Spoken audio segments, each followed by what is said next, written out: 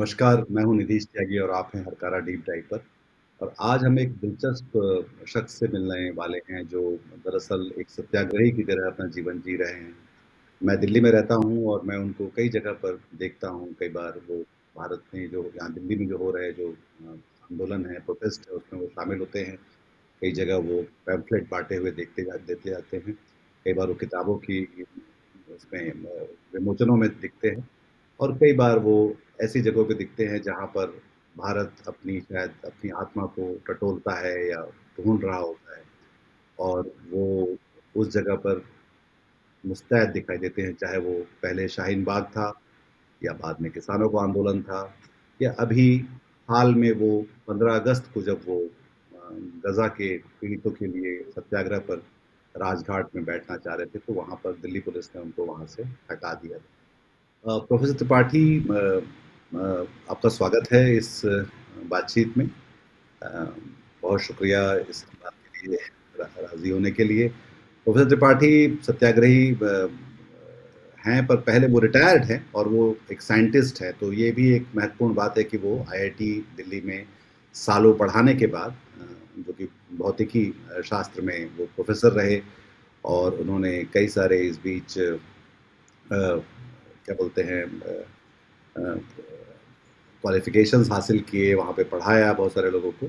और अब जब हम देख रहे हैं तो जहाँ पर बहुत सारा शोर है, जैसे कि हरकारा का ये जो हमारा लोगो है कि शोर कम रोशनी ज़्यादा, तो वो रोशनी फैलाने के लिए हर तरफ दिखलाई देते हैं, वो कोशिश करते हैं।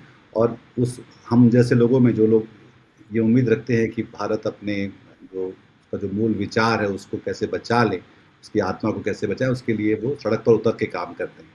तो ये इसलिए वो महत्वपूर्ण है। तो मैं इस कार्यक्रम को दरअसल ये एक 2025 जिस साल हम ये बात कर रहे हैं और आज ट्रंप के टैरिफ वॉर भारत पे शुरू हो चुका है। हम देख रहे हैं कि चुनाव आयोग को लेकर किस तरह के सवाल उठ रहे हैं। उस दिन में मैं उनसे बात करने की समझने की कोशिश कर रहा हूँ कि 2025 में भारत में एक सत्याग्रही होने का क्या मतलब है? एक सत्याग्रही अपने जीवन को कैसे जीता है, कैसे समझता है और कैसे वो अपनी उम्मीदें, अपने जो क्या बोलते हैं, आकांक्षाओं को कैसे आकार देने की कोशिश करता है। प्रोफ़ेसर त्रिपाठी। बहुत शुक्रिया त्यागी साहब। सत्याग्रह पे मेरी निष्ठा लगभग 60 साल से है। जी। एक मर्तबा मैं रेलगाड़ी में सफ़र कर रहा था, जनरल डिब्बे में था, मैं पढ़ता था आगरा में। तो मुझे खड़े-खड़े 5-6 घंटे हो गए थे और मैं बैठना चाहता था, कोई जगह मिल जाए। तो एक सीट थी, उसमें मिलिट्री के सैनिक थे 3, बाकी सीटों पे तो 5-6 लोग थे, लेकिन जिन 2 सीटों पे मिलिट्री के सैनिक थे, उसमें 3-3 लोग ही थे। मैं थोड़ी थक गया था। एक साहब बाथरूम गए, तो मैं किनारे पे कोने पे बैठ गया। वो आए, बोले उठ। मैंने कहा कि भाई जगह है तो यहाँ बैठ जाओ, मैं किनारे पे ही हूँ। बोले उठता है कि नहीं। उन्होंने अपना बेल्ट निकाला, तो मैं खड़ा हो गया, लेकिन मुझे बहुत तकलीफ हुई अंदर से। उस दिन मैंने तय कर लिया कि अपनी सुरक्षा के लिए मैं हथियारों पर डिपेंड नहीं करूंगा। चाहे वो हथियार मेरे पिताजी के पास हो, चाहे वो हथियार सेना का हो, चाहे सिपाही का हो, किसी का हो। मैं हथियारों से मेरी लगा कि एक ऐसी ताकत की ज़रूरत है अपना सम्मान बचाने के लिए, अपनी आज़ादी बचाने के लिए, जो हथियारों से हट के हो और चतुराई से भी हट के हो। इसलिए नहीं कि मैं पढ़ा लिखा हूँ तो लोग मेरी इज्जत करें। मुझे सेल्फ रिस्पेक्ट चाहिए, एक सही आम आदमी की तरह बगैर दबाव के जीने का मुझे अधिकार है। और इसके लिए मेरे अंदर कोई ताकत, तो मैंने गांधी की तलाश की और गांधी मेरी जिंदगी में इस तरीके से दाखिल हुए। आज जो सत्याग्रह की सूरत है, जैसे शाहीन बाग की लड़कियों ने सत्याग्रह किया, उसी किस्म का सत्याग्रह था किस्म का के 1930 में गांधी जी ने नमक सत्याग्रह किया। बहुत ही सही मुद्दे पर कि आप धर्म से नहीं जोड़ सकते नागरिकता के प्रश्न को, जो कि उसको कानून ने जोड़ा था। और उसके पीछे जो बदनीयत थी वो ये थी कि हिंदुस्तान के लोगों को उनके पांव उखाड़ दिए जाए। आप भीख मांगते फिरेंगे साहब, आपको बांग्लादेशी ना कह दिया जाए, पाकिस्तानी ना कह दिया जाए, वगैरह वगैरह। आपको साबित करना पड़ा इस मुल्क के आप। मैं महसूस करता हूं कि हर मजदूर कारीगर किसान के पास कोई लिखित सबूत नहीं होता, लेकिन चूंकि इस मुल्क में पैदा हुआ है, यहाँ पर रोटी रोजी कमाता है, हाँ उसको रहने का एक मुकम्मल शहरी के नाते अधिकार है। वो ये आंदोलन था और उसको फिर गंगा पूर्वी दिल्ली में करा के खत्म किया गया उस आंदोलन को। सत्याग्रह की सूरत तो हमारे मुल्क में ये हुई। दूसरा आंदोलन किसानों ने किया। तो हिंदुस्तान में क्योंकि हुकूमत की तरफ से जब भी जुल्म हो उसके खिलाफ सच्चाई की आवाज तो उठनी है। अब ये सूरत पैदा हो गई कि अगर आपने आवाज उठा दी सही सवाल पे तो हुकूमत उसको तमाम तरीके से कुचलने की कोशिश करती है। किसानों को भी 750 कुर्बानियां देनी पड़ी। लखीमपुर खीरी में कहर झेलना पड़ा। उसके बाद सरकार ने कानून 4 मान किए, लेकिन 4 कानून तो एक चीज असली चीज है कि हिंदुस्तान का किसान मंडी में उसकी आवाज कुछ होगी कि नहीं, मजदूर का अपने मेहनताने पर कुछ हक हो, आवाज होगी कि नहीं, या सिर्फ गुलामों की तरह वो दूसरे उसकी भाव तय करते फिरेंगे और दूसरे उसकी मेहनत का मूल्य तय करते फिरेंगे। तो ये सवाल गंभीर था, लेकिन वो सरकार ने आज तक नहीं माना। तो किसी नए सिलसिले से आंदोलन की जरूरत है। पंजाब ने शुरू किया आंदोलन, तो फिर वहां की लोकल सरकार ने उसको फाड़ दिया, लेकिन हो गई।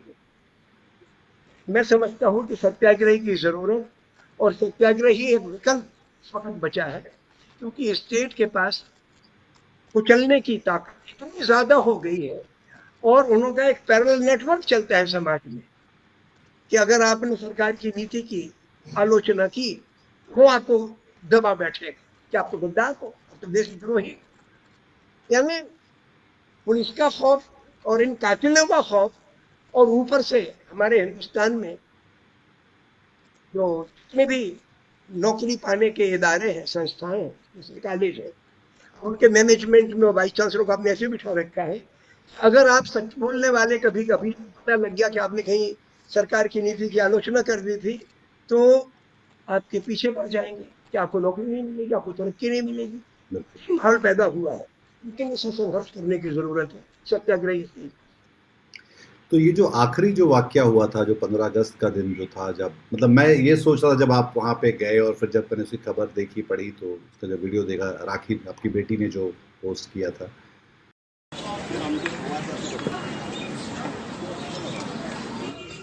पोस्टर दिखा दो। कोई भी पोस्टर सर, कोई पोस्टर नहीं है, गांधी जी की बातें लिखी है उसमें। तो मतलब बहुत सारी लिखी हुई है, ठीक है। आप वो इशू मत क्रिएट करो। ये ना तो देखो, ना तो प्रोसेसन के लिए, ना कुछ करने के लिए। आप एंजॉय करने आए हो, एंजॉय करो। एंजॉय नहीं करने आए तो यहाँ पे बजाओ, आप वहाँ जाओ।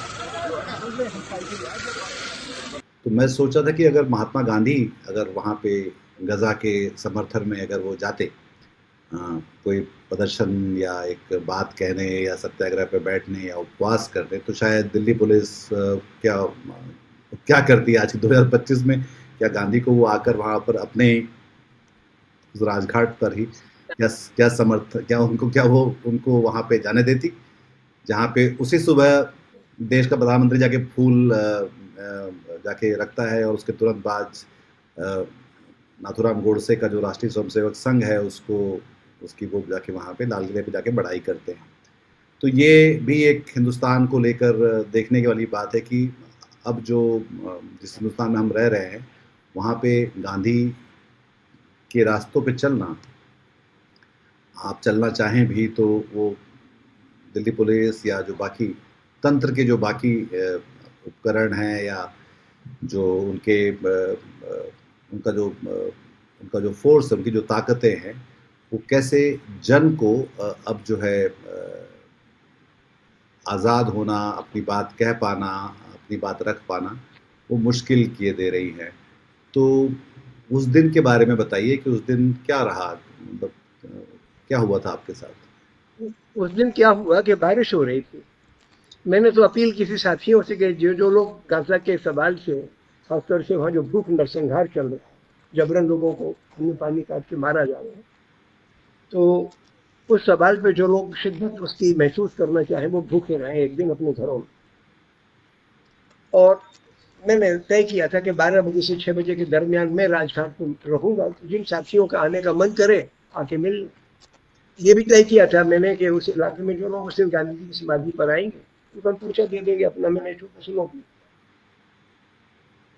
इसी उपवास के ऊपर तो लोगों को परिचय दिया। लेकिन उस दिन बारिश हो गई तो 2 बजे की, मतलब 12 की जगह 2 बजे तक तो बारिश ही होती रही। 2 बजे के बाद फिर मैं बाहर निकल के वहीं गांधी संग्रहालय से बाहर निकला, तो फिर मैंने कुछ परिचय सड़क पर बांटे, फिर मैं समाधि पर, मतलब समाधि परिसर से एकदम बाहर सड़क के किनारे जहाँ झाड़ियाँ थी, झाड़ियों के पास खड़ा हो गया। जो लोग वहां से आते थे उनको परिचय, बीच बीच में लोग से सवाल जवाब भी करते थे, तो बात करते और कोई, मतलब लाइन तो लंबी थी। उसके पहले मुझे खबर लग गई कि राजघाट का जो समाधि का परिसर है वो डिफेंस मिनिस्ट्री को दे दिया। अब गांधी ने सुरक्षा ली नहीं। अब इस पत्थर को जहाँ पे समाधि कहते हैं उसकी रखवाली किस चीज की रखवाली के लिए आपने मिलिट्री बुला ली हो? एक बात तो मेरे दिमाग में ये चुभ ही गई थी। तो गांधी जी की समाधि पे जो लोग जा रहे हैं उनकी खाना तलाशी हो रही है, सिक्योरिटी जांच हो रही है, सुरक्षा जांच में 15-15 मिनट लोगों को लग रहे हैं। मुझे प्यास लगी थी, मैंने कहा अंदर चला जाऊं, मैंने थोड़ा डर गया, मैंने कहा लंबी लाइन में अंदर जाके पानी पीने जाऊंगा मुझे वैसे लग जाएंगे, तो मैंने प्यास मार लिया, मैं कहीं बाहर ही रहता हूँ। इसकी जरूरत नहीं थी, there was no need for military and police. ये नुकसान ये हुआ कि गांधी की समाधि पर कोई भी आदमी जाता है तो इस भावना से जाता है कि मैं सच्चाई और दर्दमंदी की प्रेरणा लेके लौटूं। हमारे दिल में जो शैतानियत होती है, नफरत होती है, घमंड होता है, उससे मैं खुद आजाद हो जाऊं और दूसरों की दुख तकलीफ को मैं समझूं। इसलिए गांधी की समाधि पे लोग जाते हैं। गांधी को इसकी पहचान ही है कि गांधी इंसान के अंदर इंसानियत जगाता है, संवेदनशील का पहला है। और उसके लिए आपने ये मिनिस्ट्री ऑफ पुलिस का पहरा लगा रखा है। हालत ये हो गई है कि गांधी जी की समाधि पर जो पहले किताबें लिखती थी, साहित्य लिखते थे, वो खत्म। हर शुक्रवार को एक प्रार्थना होती, सर्वधर्म प्रार्थना, वो खत्म। 2 अक्टूबर और 23 जनवरी के मौके पे गांधी जी की समाधि पर चरखा यज्ञ होता था, तो होता होगा, उसका तो मैंने ख्याल नहीं। लेकिन मैंने कुछ ये जरूर देखा कि पहले वहां पर जो लोग भी बोलते थे वो गांधी विचारधारा के ही लोग होते थे। आजकल बिल्कुल इससे उलट लोग आ गए। गांधी शहीद हुआ हिंदू मुस्लिम में, उसकी एकदम उलट नफरत की बातें करने वाले हो पहुंच। एक आध बार मेरे लिए बातचीत भी करनी पड़ गई उन लोगों से, तो माहौल तो एकदम बदल गया।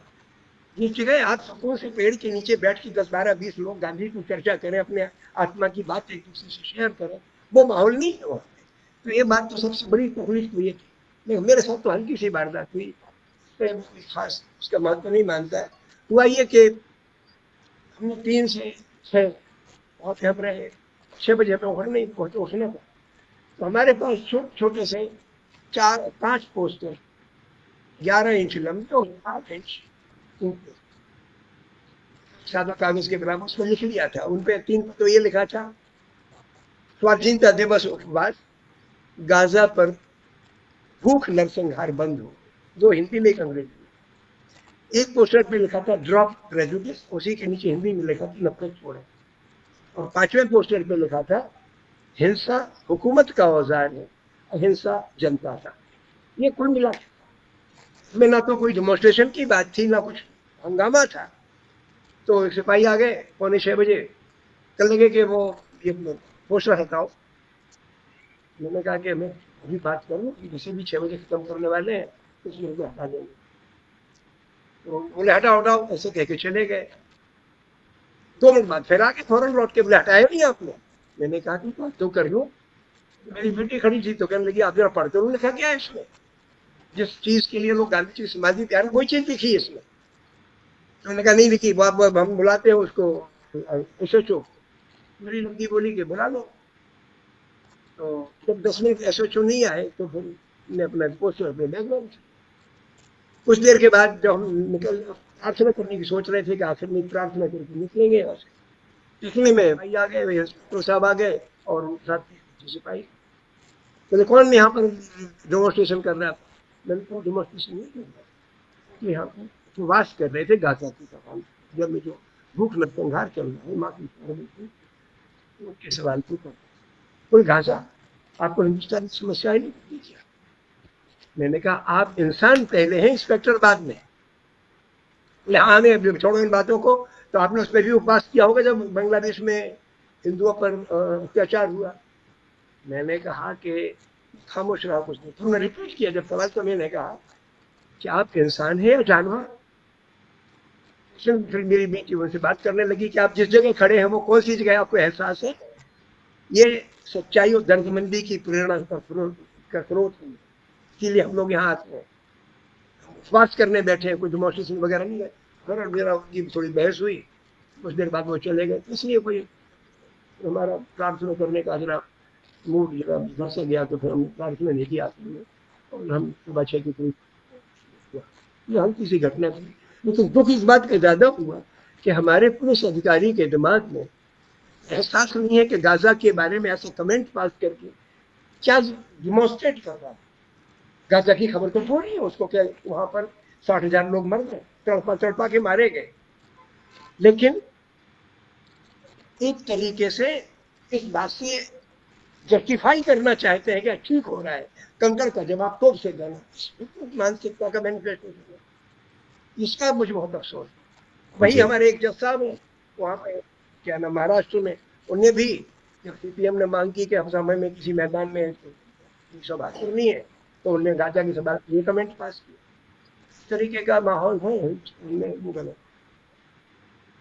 जबकि गांधी सबसे पहले नेता थे दुनिया में जिन्होंने फिलिस्तीन की आज़ादी की बात की थी पूरी दुनिया में, और उसके बाद भी वहाँ पर जाकर अगर आप उसी बात को करना चाहें तो वो अब पुलिस को वो नागवार गुजरता है और वो उस पर वो एतराज़ करते हैं।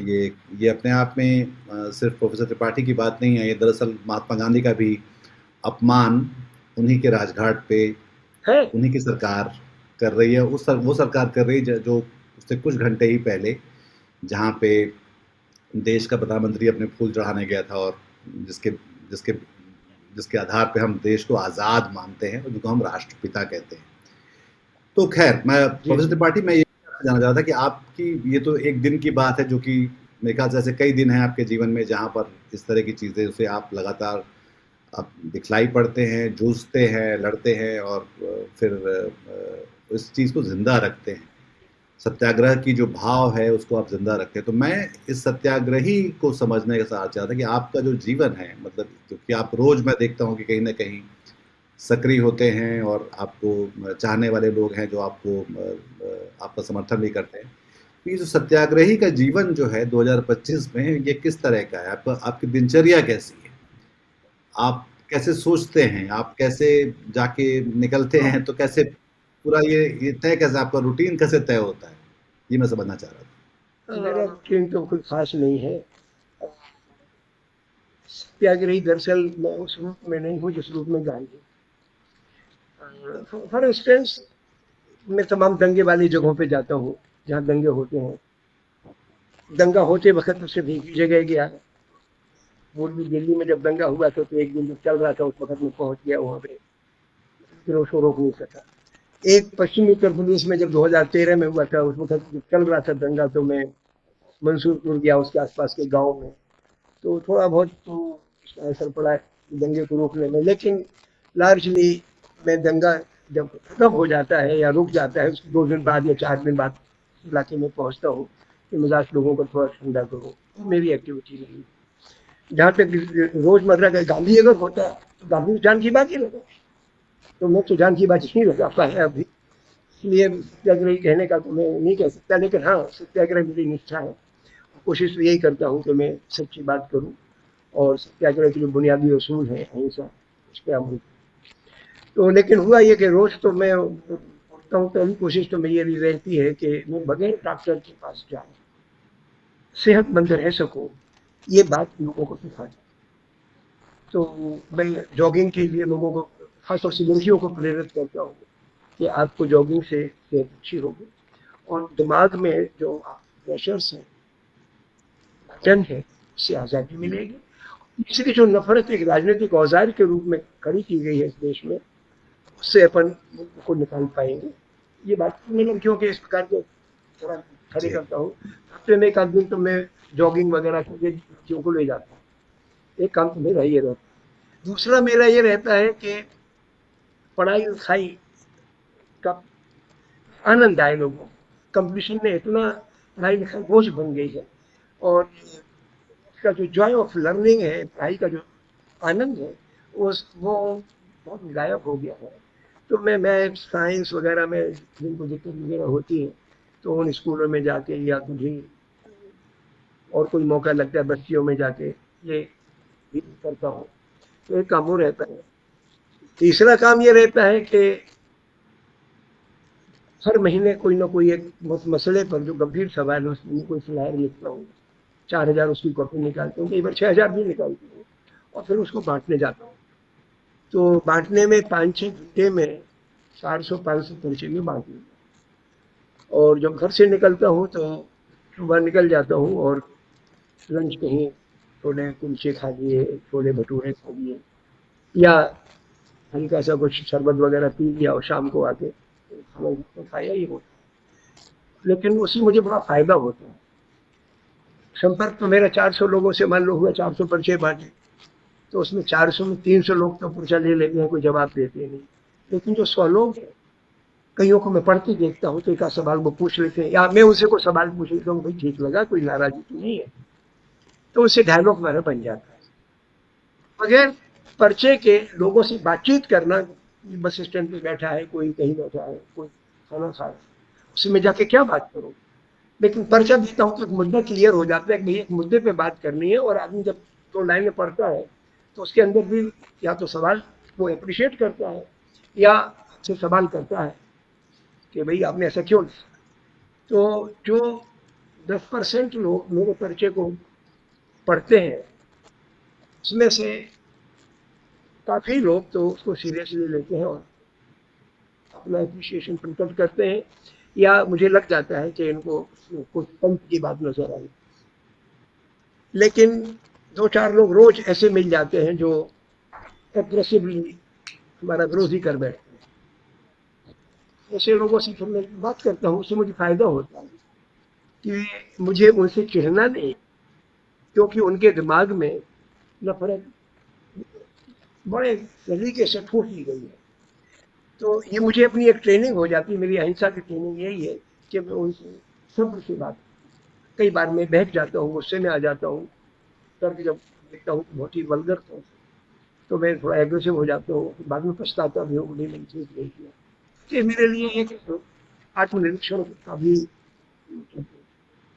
मौका रहता है और वो मुझे फायदा होता है।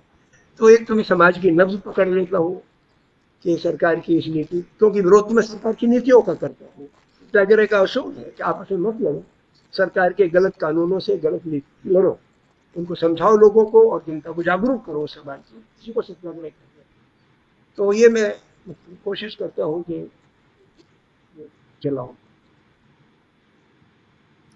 तो ये जो पैम्फलेट वाला बात है, क्योंकि आजकल तो आप देखते हैं कि सब लोग अपने मोबाइल पे लगे रहते हैं, तो हम लोग भी, मैं एक अखबार की दुनिया से आता हूँ, फिर अब हम सब लोग डिजिटल हो चुके हैं। हम लोग खुद को डिजिटल कन्वर्ट्स कहते हैं, और जैसे कि आजकल के जो बच्चे, हमारे जो बच्चे हैं, जो आपके शायद नाती पोते होंगे, वो उनको डिजिटल नेटिव कहते हैं। तो वो उनके बीच अगर हम सोचें सत्याग्रह की विचार का बीज डालना हो, तो कैसे आप सोचते हैं कि वो पैम्फलेट काम करता है उनके लिए, या उनको लगता, आपको लगता है कि किसी और तरह से उन तक बात पहुंचानी होगी? करता है, करता है। असल में मैं कंप्यूटर के बारे में बड़ा अनाड़ी हूँ, तो मोबाइल फ़ोन का भी इस्तेमाल, स्मार्टफ़ोन का इस्तेमाल नहीं करता। लैपटॉप का तो करता हूँ, तो बस मेरी रीच ना के बराबर है। थोड़े से लोगों के पास इंटरनेट वगैरह है, उन्हीं को मैं अपनी ये चीज़ें भेज देता हूँ। मेरी बेटी राखी, वो थोड़ा जानकार है, तो वो कभी-कभी वीडियो बना देती है, तो वो बात लोगों तक पहुँच जाती है। लेकिन रूबरू इंटरेक्शन से आप लोगों की आत्मा से जुड़ते हैं। वो हमसे जुड़े ना जुड़े, हम तो जुड़ जाते हैं। हमें लोगों की दुख तकलीफ का एहसास होता है। और ये मेरा सोच है कि भाई जैसे मान लो कोई मजदूर है, हमारी बात यार पर्चा ले जाओ, काय को ले आए हमारे लिए, तो उसकी चीज मेरे पर्चे के प्रति नहीं है। उसकी जिंदगी की समस्याओं में इतना उलझा हुआ है कि उसको मेरी बात इरेलेवेंट मालूम पड़ती है। और ये मेरे लिए एक तालीम है, शिक्षा है कि इस आदमी की समस्या को मैं समझूं कि आखिर जी। जो काम वो कर रहा है, या तो उसकी तनख्वाह उसको कम मिल रही है, या उसका ठीक से गुजारा नहीं हो रहा है, या उसके ऊपर और प्रेशर है। तो आदमी से जुड़ने में मुझे, उससे भी मैं जुड़ जाता हूँ इस सेंस में कि समस्या को समझने की कोशिश करता हूँ। परिचय बांटने से मैं लोगों से जुड़ता हूँ और उनकी समस्याओं का मुझे एहसास होता है। वही मेरी ताकत, सच्चाई की ताकत उसी को कहते हैं। एक चीज़ मैं आपके बारे में पढ़ रहा था, तो एक अहमद बख्श साहब का ज़िक्र है उसमें कि आपके एक मेंटर थे जो जो जिन्होंने आपको आपका मेरे सोच को और टीचर से आपकी ज़िंदगी बचपन को में जो बदला। प्राइमरी में पढ़ाए। जी, जी। उनके बारे में आप बताएँ कि उनके साथ उनका साथ कैसा रहा और उनके उन्होंने क्या बारे में समझ, तो सीख, उन्होंने, बूझ दी आपको? दुख की बात है क्योंकि मैं कई बार उसको रिपीट कर चुका। एक तो वो शहर में उनका परिवार रहता था, मैं गांव में रहता था, शहर से 18 मील दूर, यानी करीब 30-32 किलोमीटर दूर। वो गांव में रहते थे। महीने में 1 या 2 दफा अपने परिवार से मिलने जाते थे, 1-2 दिन के लिए, वरना सातों दिन हमारी क्लासेस लगाते थे पूरे एक बार। तो उनकी संजीदगी एज ए टीचर बेमिसाल। और गणित में और हिंदी में तो वो मतलब उनके साथ कोई मैंने के मात्राओं को सही ज्ञान कैसे सिखाया जाए, हिसाब मतलब गणित उन्होंने मुझे 10वीं तक की गणित सिखा दी थी। जी, तो उसमें तो हमारे टीचर बहुत सिंसियर। दूसरा, हमारे स्कूल में जाति और धर्म का तो कोई फर्क ही नहीं था उनकी नज़र में। तब तो 5 वक्त की नमाज अदा करते थे वो। घर में और भगवान राम की मेरे पिताजी तस्वीर लाए, घर के बाहर एक बैठक थी हमारी, उसमें लगा दी। तो मैं उनसे कहा था तुम्हारा साहब, मेरे पिताजी एक भगवान राम की तस्वीर लाए। उसे इतनी बड़ी एक इतनी लंबी चौड़ी है, पूछ के माला बनाई उन्होंने, कागज की, रंग बिरंगे कागजों की माला बना के पहना गया। तो उनके लिए राम और अल्लाह में कोई फर्क था नहीं। और ये मैंने, वैसे तो मेरे पिताजी के दिमाग में भी नहीं था, उनसे ही मैंने बहुत सारी चीजें सीखी, लेकिन वो चीज पहुंचा मेरे माँ साहब ने। फिर मेरी बहन बीमार पड़ गई, तो उसके पहले घर माई कभी नहीं आए थे, लेकिन उसके लिए दुआ करने घर आ गए। ये उनकी नौकरी का हिस्सा नहीं था। फिर तो वो केवल मेरी गणित और अंग्रेजी और हिंदी फिक्र नहीं करते थे। अंग्रेजी में फिर उस वक्त नहीं पढ़ता था मैं, लेकिन उनको मेरी जिंदगी की फिक्र थी कि मेरे घर में कोई बीमार न रहे, मेरे घर में हम झूठ न बोले, इस बात की ख्याल कर। पार्टीशन का जब दौर आया तो बता रहे थे, हालांकि मेरी पैदाइश पार्टीशन के बाद की है, तो बहुत सालों के बाद उन्होंने मेरे से उसका जिक्र किया कि मेरा परिवार भी, जब मैं गांव में था, पूरा तालाबंद, तो हमारे परिवार के स्टेशन पे पहुंच गया था। मैं उनको वापसी लौटा के लाया कि भाई वतन तो अपना ही है। तो उनके अंदर, उनका परिवार हिंदू मोहल्ले में रहता, उनको अपने हिंदू पड़ोसियों पे इतना भरोसा था कि ये तो अपने ही है। ऐसा टीचर, मतलब मैंने अपने से मैं तुलना करूं तो मेरे से बेहतर थे सेकुलर इस मामले में। तो इस तरीके के टीचर मुझे मिले। और एक बड़ी बात कि जब मैं बीएससी में पढ़ता था, तो उस वक्त हमारे घर में परेशानियां, मेरे पिताजी बीमार हो गए, घर गिरवी रखा गया। मेरे पिताजी ने मुझे पढ़ने खातिर भेज दिया। मुझे में आया छुट्टियों में, तो फिर जाके फीस वीस के लिए पैसे ले जाने थे, का इंतजाम नहीं कर पाए। तो उन्होंने कहा तुम गए नहीं। मैंने कहा वो जी इंतजाम कर रहे हैं, उनका दिन में हो जाएगा तो चला जाऊंगा। कितनी फीस चाहिए? मैंने बताया 30-40। तो उस वक्त 60 रुपये तनख्वाह मिलती थी उनको, उनने 40 रुपये मुझे दे दिए, क्योंकि गांव के लोग नहीं दे रहे थे कि कहीं लौटा पाएंगे कि नहीं। तो 30 की वो हो गया। और जिंदगी भर मेरी चाइल्ड हुआ, जिंदगी भर उन्होंने मेरा ख्याल किया। और मुझे इतना भरोसा हो गया कि जब तक ये जिंदा है, मेरे लिए कोई बागवा का नहीं कर पाएगा। इसलिए मुझे अपने पिताजी माता के भी भरोसा था, मेरी अपनी माँ के ऊपर मेरे बड़ा भरोसा था जब तक वो माँ जिंदा है तब मेरे ऊपर संकट नहीं आया। उसी तरीके से मेरे अपने टीचिंग तो ये मतलब बुरी बात। तो आप फिर 30 साल आप आईआईटी में पढ़ाए, वहाँ पे प्रोफेसर एमेरिटस रहे आप, तो ये, और अब आप शायद 84 साल के, 77 77 77 साल का हूँ। 77 साल के हैं। तो इन 77 सालों में जी जी। जो जो पूरा बदला है हिंदुस्तान, और खास तौर पे ये जो अकादमिक संस्थान जो भारत के बदलते जा रहे हैं बहुत तेजी के साथ, जैसे कि अभी ही एक मंत्री ने कहा कि पहला अंतरिक्ष यात्री जो था वो हनुमान थे। ये जाके उन्होंने स्कूल में कहा, हालांकि उनका खुद का बच्चा बाहर पढ़ता है। तो जो शिक्षा के क्षेत्र में जो विज्ञान की जो तरक्की पसंद एक तालीम की जो बात थी, वो उसके बारे में आप क्या सोचते हैं प्रोफेसर त्रिपाठी? ये इतना घटिया सोच है जो इस मंत्री महोदय ने कहा कि हनुमान जी पहले अंतरिक्ष यात्री थे। हनुमान भगवान है, भगवान अंतरिक्ष में भी रहता, समंदर के अंदर हर जगह रहता है, वो कोई फिजिकल एंटिटी नहीं है। ये जो पाखंड आपने खड़ा कर रखा है, और हनुमान अकेले हिंदुस्तान का नहीं है, पूरी सृष्टि का है। ये जो आपने ओछापन पैदा कर रखा है, ये हनुमान का कद घटाने के साथ साथ आपका एक बड़प्पन अहंकार जताने की बात कि हनुमान चूंकि हिंदू लोग नाम लेते हैं इसलिए वो बहुत, ये मतलब घृणा की इंतहा है। ये अक्लमंदी की बात नहीं है, ये हनुमान का कद बढ़ाने की बात नहीं है, ये आपके अंदर की शैतानियत का एक्सप्रेशन। पता कि पाखंड में आप उलझाओगे लोगों को, ताकत दिखाने के लिए एडवांस कल्चर, ये एडवांस कल्चर भी नहीं है, ये इस पाखंड को कल्चर नहीं कहते, शैतानियत है। ये तो मैं क्या कहूँ बात। और हमारी जहाँ तक IIT के मसले का सवाल है, IIT में रिसर्च तो अच्छी करते हैं लोग, लेकिन थोड़ा एलिटिज्म है IIT में।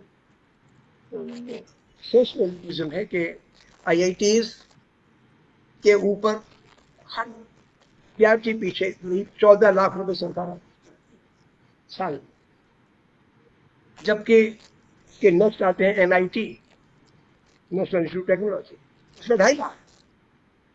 तो IITs के लिए बहुत प्रिविलेज मिला होगा, और फीस कितने, 2.5 लाख रुपए करीब एक विद्यार्थी से भी, विद्यार्थी यानी सरकार सब्सिडाइज एजुकेशन IIT को पूरी देती है। टीचर्स की भी सैलरी के अलावा अच्छे अच्छे मकान वगैरह मिले हुए हैं, तो काफ़ी प्रिविलेज है, बाहर बाहर जाने के मौके भी मिलते हैं, सैलरी मिलती है, पेंशन भी अच्छी खासी मिलती है। तो ये मतलब प्रिविलेज लोग हैं समाज।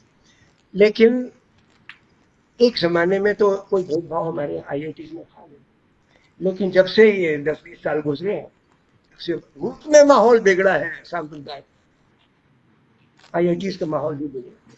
यहाँ पे भी रामशिला पूजन हुआ केंद्र, और रामशिला पूजन धार्मिक अनुष्ठान नहीं था, धार्मिक भी होता तो धार्मिक स्थानों पर होना चाहिए, जुनूनी आंदोलन था, और वहाँ रामशिला पूजन हो गया।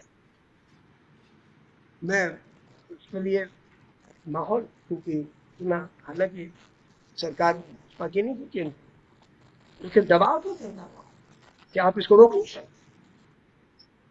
शासन और हमारे हिंदुस्तान का व्यापारी तबका पूरी शिद्दत से इस आंदोलन के साथ जुड़ गया, क्योंकि उसको लगता था बड़प्पन जताने का ही मौका है। हमने राम को बर्बाद किया, राम की जो गरीब नवाज की इमेज, शबरी का झूठे बेर खाने वाली जो इमेज थी, सबका उसको तोड़ा, शिकारी बनाया। मैं समझता हूँ कि हिंदुस्तान की संस्कृति पर कठोरतम आघात किया गया, और IIT जो वैज्ञानिक सोच पैदा करने वाले संस्थान, वहाँ पर उन दिनों में जो रामशिला पूजन का उद्घाटन मैं अमेरिका गया हूँ, आगे पता लगा कि यहाँ ये हुआ, तो फर्क नहीं रहेगा। लेकिन सारे टीचर बोले ऐसा नहीं, IIT में हाँ एनलाइटेंड लोग भी अच्छी तादाद में, और यह चलता है। तो मुझे ये भी पूछना था कि ये जो, जिस आप हिंदुस्तान के बदलने की बात कर रहे हैं, जो पिछले 10-15 सालों में बदला है, 20 सालों में बदला है, जब आप ऐसे लोगों से मिलते हैं तो आपकी बातचीत अब कैसे होती है? क्या उनमें से ऐसे लोग भी हैं जो पहले आपके आस-पास करीब थे और अब उनसे तल्खियाँ बढ़ चुकी हैं, तंज में ही बात करते हैं, तो शोर ही ज़्यादा होता है और या फिर बातचीत ही बंद हो जाती है? तो उससे आप कैसे डील करते हैं? बड़ा गंभीर सवाल आपने किया। मैं जो ये अमेरिका सबसे में 6 प्यारा, साल सबसे रहा तो मौजूद मेरे सवाल दोस्तों इस बहुत अच्छे संबंध थे। इस जी, इस देश का सबसे मौजूद गंभीर है। सवाल इस समय तो मेरे मैं ख्याल से बहुत यही है। खुश था, जी। लोगों से मिलता था और मैं लोग मुझे वीकेंड्स में अमेरिका में आते थे, मुझे गज़ल गाने का शौक था, तो लोग कहते आप गज़ल सुना दो, गाना सुना दो और सुनने का भी शौक था। तो मतलब दीगर बातें न करके बस दिल की बातें होती थी। लेकिन जब मैंने नफ़रत के सवाल पर, सांप्रदायिकता के सवाल पर 1990 से सभाएँ करना चालू किया, पर्चे बाँटना चालू किया अमेरिका के एनआरआईज़ में, तो हमारी मित्र मंडलियाँ मुझे बुलाने में गुस्साने लगी। तो हाँ, ये हुआ। हिंदुस्तान में 2 चीज़ें हुई। बहुत सारे लोग दिल से मुझे मोहब्बत करते हैं, लेकिन मेरी बैठकों में आना, अगर मैं कोई डेमोंस्ट्रेशन कहीं भी जाऊँ, जुलूस निकालूँ, पहले शरीक हो जाते थे, लेकिन 10-12 साल में इतना माहौल बदल गया।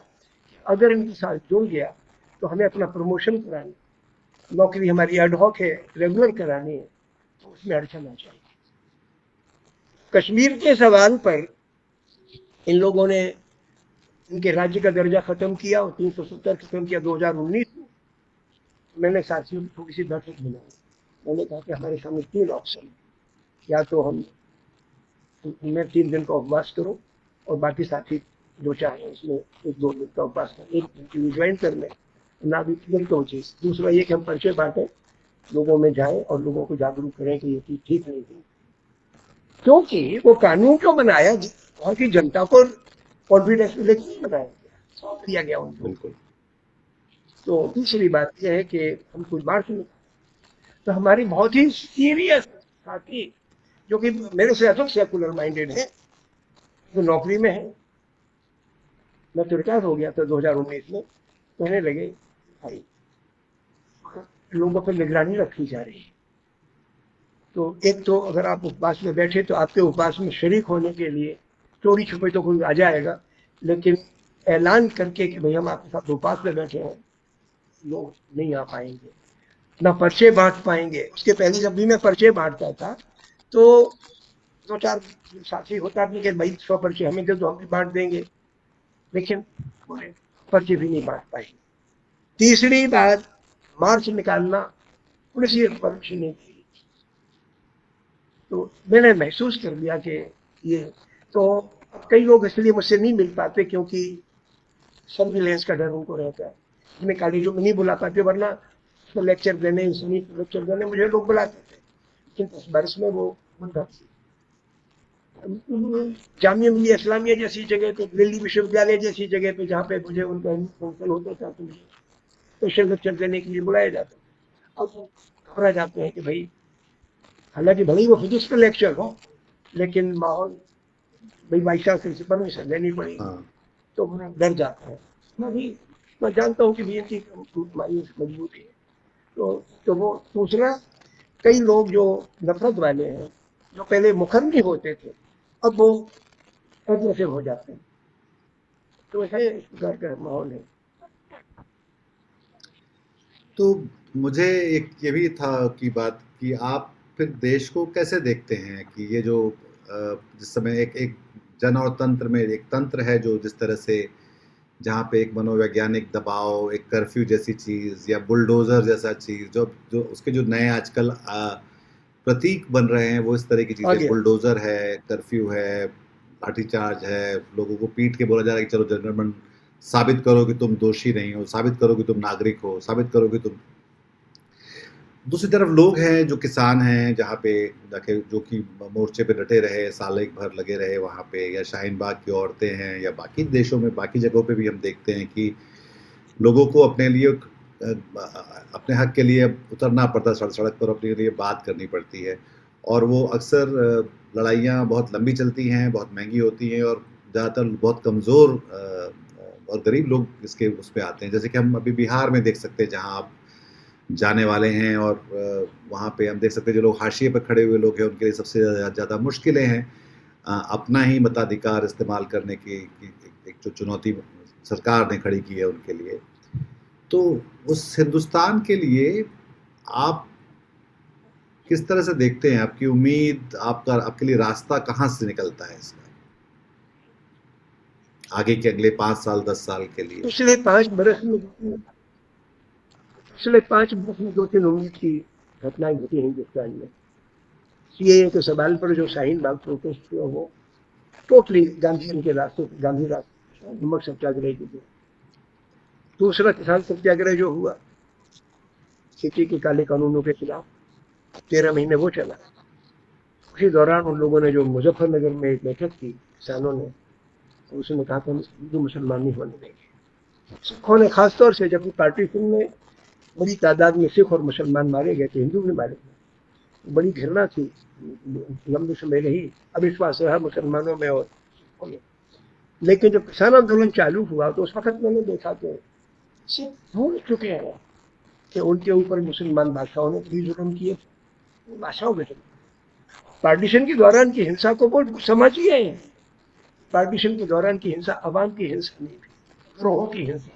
गिरोहों ने मिलकर पॉलिटिकल पार्टीज और अंग्रेज हुकूमत से और अजवाड़ों से मिलकर मरवाया।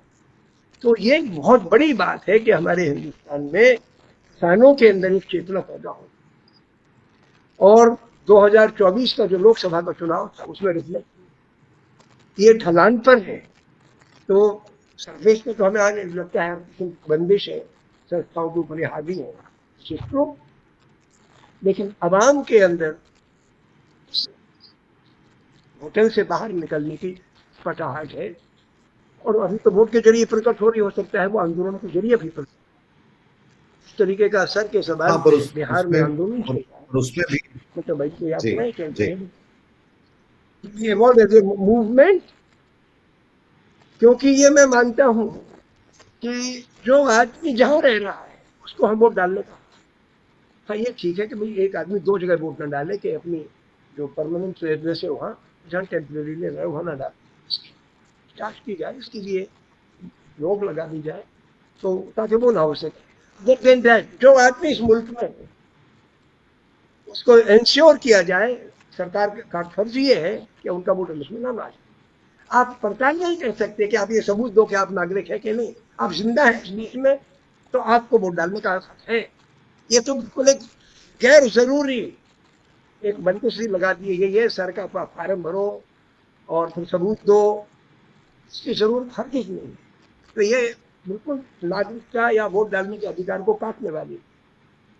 जब हम आजाद हुए तो किसी ने ये नहीं पूछा कि आप हिंदुस्तानी नागरिक हो कि नहीं, वरना हम आपको पाकिस्तान भेज देंगे या पूर्वी पाकिस्तान भेज देंगे या कहीं और भेज देंगे। तो किसी ने नहीं कहा, ना गांधी जी ने कहा, ना नेहरू जी ने कहा, ना पटेल ने कहा, ना मौलाना आजाद ने कहा, किसी ने नहीं कहा। तो हुकूमत ने मांग लगाई, एकाएक इनके दिमाग में भूत पैदा हो गया कि हमारे देश में घुसपैठिए आ गए।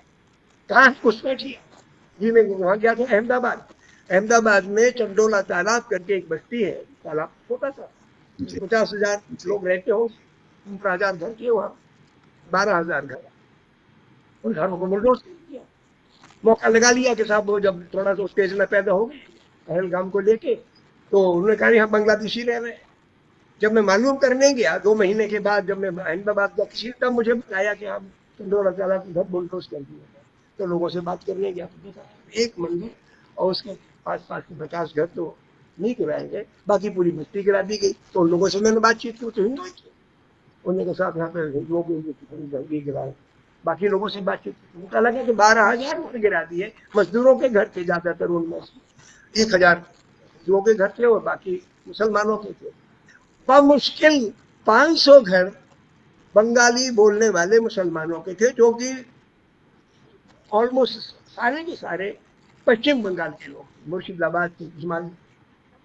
यानी आपने 2-4 अगर होंगे भी बांग्लादेशी, तो उनके बहाने आपने 50,000 लोगों को बेघर कर दिया। बारिश का 29 मई को और जून के पहले हफ्ते में बारिश आने ही वाली, ये तमाशा भी मतलब घूम रहे हैं लोग। तो ये वहां हुआ, आसाम में हुआ, दिल्ली के गुड़गांव में हुआ कि आप अपने नागरिकों पे जी। क्वेश्चन लगा दो कि तुम बांग्लादेशी हो, साबित करो कि तुम नहीं हो। दिस इज द वो मोस्ट तो एब्सर्ड थिंग। मुझे आश्चर्य हुआ कि मजदूर के ऊपर 15 आप अगस्त। जी जी, जी, मैं कह रहा था कि उन्होंने आप कुछ कहा कह कि रहे थे। आप बांग्ला नेशनल लैंग्वेज इस्तेमाल, दिल्ली पुलिस का ही एक कागज है जिसमें कहा गया कि वो बांग्ला नेशनल लैंग्वेज इस्तेमाल कर रहे थे। और ये बात 15 अगस्त से कुछ दिनों पहले की, जहाँ पे आप जनगण मन गा रहे थे, जो कि दरअसल बांग्ला में ही लिखा गया था। तो ये हम एक अजीब से सरियल समय में हैं। पर जी जी, जी, और ये क्रूरताएं जो हैं ये जनता के खिलाफ किसी भी मैं नाम समझता पे हूँ कि बढ़ती जा रही हैं। उस और मुल्क के बिल्कुल जनता के खिलाफ है। हमें गांधी ने यही सिखाया कि वाइसराय का दर्जा यहाँ के मजदूर से ऊंचा नहीं हो सकता। उसी तरीके से प्रधानमंत्री को इतनी अधिनायक शाही नहीं दी जा सकती कि एक आम आदमी को वो कुचल सके, उसकी नागरिकता पर सवाल उठा सके, उसके वोट डालने के अधिकार पर सवाल उठा सके। कोई अधिकार नहीं।